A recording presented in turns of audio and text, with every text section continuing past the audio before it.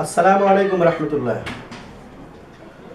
آپ کو ایک مشورہ دینا ہے، وہ یہ کہ آپ سے درخواست ہے کہ آپ مسلک کی تبلیغ چھوڑ کر اپنی محنت کا میدان کسی اور موضوع کو بنائیں تو زیادہ بہتر ہوگا۔ اسجد حسین جدہ۔ اسجد بھائی، آپ کو ایک غلط فہمی ہو گئی۔ ہمارے وہاں مسلک کی تبلیغ نہیں ہے، دین کی تبلیغ ہوتی ہے۔ مثال موجود ہے، آپ صرف تبلیغی جماعت کو لے لیجئے۔ تبلیغی جماعت میں ایک ہی جماعت میں حنفی بھی ہوتا ہے، اسی میں شافعی بھی ہوتا ہے۔ کبھی کبھی چاروں مسلک کے لوگ ایک ہی جماعت میں ہوتے ہیں، ایک ساتھ میں نماز پڑھتے ہیں، ایک دسترخوان پر کھانا کھاتے ہیں، اور ایک وقت میں اسی گشت کرنے والی جماعت میں شافعی بھی ہوتا ہے اور حنفی بھی ہوتا ہے۔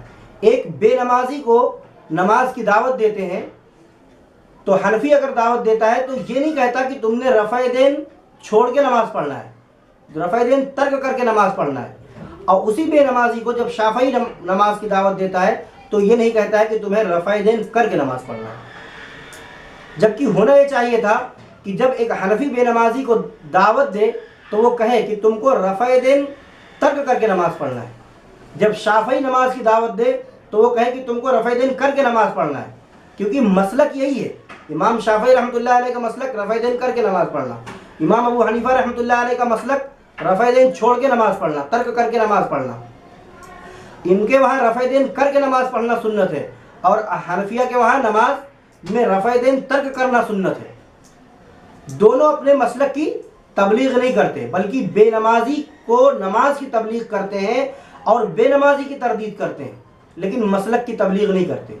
یہی اہل سنت والجماعت کی پہچان ہے اور معیار ہے کہ یہاں مسلک کی تبلیغ نہیں ہے بلکہ تبلیغ دین کی ہے، اور مسلک کا تحفظ اور مسلک کا دفاع ہے۔ ہم یہاں جو کر رہے ہیں یہ مسلک کی تبلیغ نہیں کر رہے ہیں بلکہ مسلک کا دفاع کر رہے ہیں اور مسلک کا تحفظ کر رہے ہیں۔ اور ہمارے وہاں تبلیغ جو ہے وہ دین اسلام کی ہے، اور تردید ہم الہاد کی کرتے ہیں اور بدعت کی کرتے ہیں۔